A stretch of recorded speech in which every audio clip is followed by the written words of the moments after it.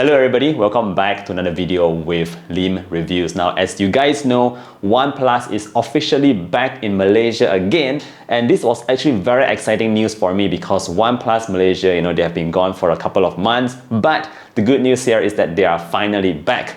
Now, with them being back, what was the first device that they launched? Well, it's actually the OnePlus Nord 2T 5G. Now, I have been using this device for the past week, actually more than 1 week now, and I'm very happy to share with you my personal experience because I've always have a soft spot for OnePlus, especially with their OxygenOS and all that. So in today's video, I'm going to be going over a very quick review of the OnePlus Nord 2T. Now, with that said, let us begin. Now, first things first, yes, the device did came in this, typical OnePlus Nord kind of box here. It comes with the standard kind of accessories that you can expect. Of course, it does come with that, silicone case. You have that 80-watt SuperVOOC charger. You have the red USB cable in the box, and of course, you have the device itself. So that's pretty standard stuff there. But let us talk about what this phone feels like to use and who is this device really for.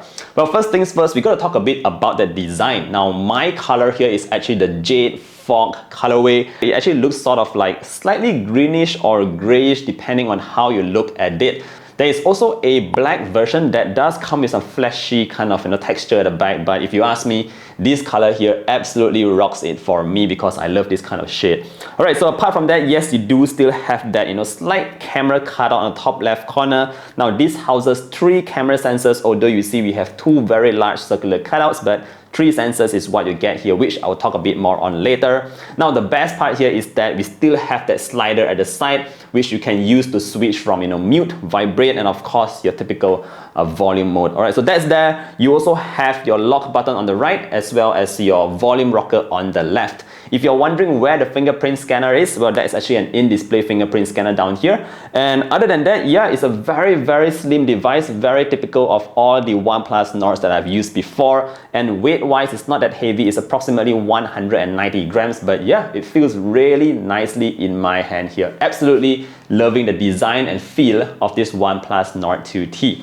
Alright, so that's just the design. Let's talk a little bit more about how it feels like to use it. Well, first things first, I want to talk a bit about that processor we have on board. Now, we do have a Dimensity 1300, and if you're wondering what kind of performance to expect, well, it's actually similar to something like the Snapdragon 870. So playing all kinds of games here should be pretty fine. You won't have any major issues. If you're playing really graphic intensive games like Genshin Impact, my suggestion would be to lower the graphics down a little bit. But if you're a Mobile Legends player like myself, I've played a lot of games of Mobile Legends on the Nord 2T and I've never had any issues.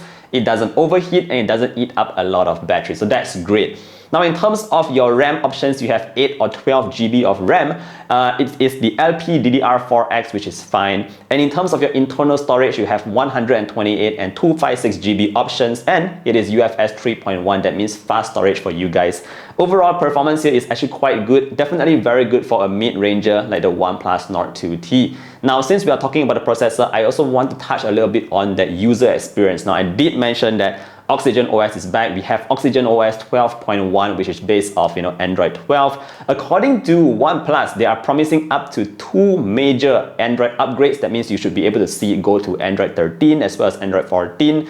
And in terms of security updates, they are promising 3 years of security updates. So just in case you're wondering about your phone, when you buy a new phone, you always wonder whether it will get the latest Android or security updates. This is where you can find it on the OnePlus Nord 2T. Overall, using OxygenOS is just like before, a very smooth and clean experience. There is very minimal bloatware. You only have all the apps you need on board, and that's what I absolutely love about the OxygenOS, from last time until now. Alright, so moving on to the front, what we do have here is a 6.43-inch 1080p AMOLED panel that refreshes at 90 Hz. Now, I did wish it came with a 120 Hz refresh rate, but honestly speaking, 90 Hz is also very fluid and some of you guys might not even notice the difference. The good news here is that it is able to save a little bit more on battery power, so 90 Hz I think is a good idea here as well on the OnePlus Nord 2T. Apart from that, since it's an AMOLED panel, you can expect to have great contrast levels, good amounts of whites, and of course it has decent amount of brightness levels, so you don't have to worry about viewing the device outdoors. Alright, Alright, so moving on, let's talk a little bit about what else we have here. We do have that triple camera setup which I mentioned earlier on. This is being led by a 50 megapixel Sony IMX766 sensor that also has OIS, so taking photos at night or in the day, you don't have to worry about those image stabilization. Everything will be quite stable here.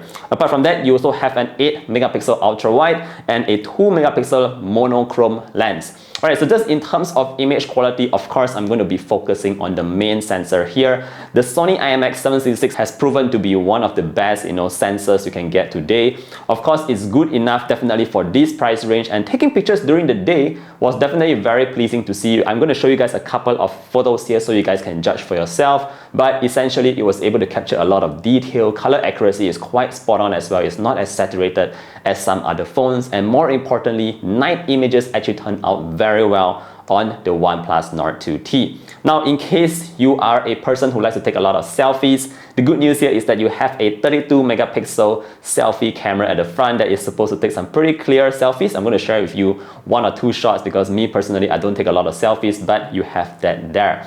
Alright, so moving on, what else do we have here? In terms of speakers, we have dual stereo speakers that do get very loud. And more importantly, we have that X-axis haptics engine. That means that, typing on the display, just interacting with the phone itself, you are able to enjoy those very crisp and short kind of haptic feedback, which I think is excellent here on the OnePlus Nord 2T.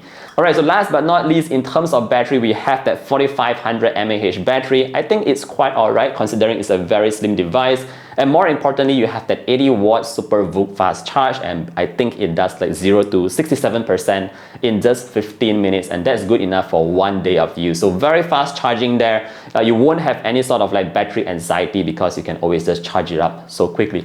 Alright guys, so that's basically what you can expect with the OnePlus Nord 2T. I think the pricing for the 8/128GB is going for RM1899 here in Malaysia, and the higher spec 12GB/256GB is going for RM2099. Now, if you ask me, I would just say go for the 12GB of RAM because that way you can be rest assured that you're getting the maximum performance from your OnePlus Nord 2T.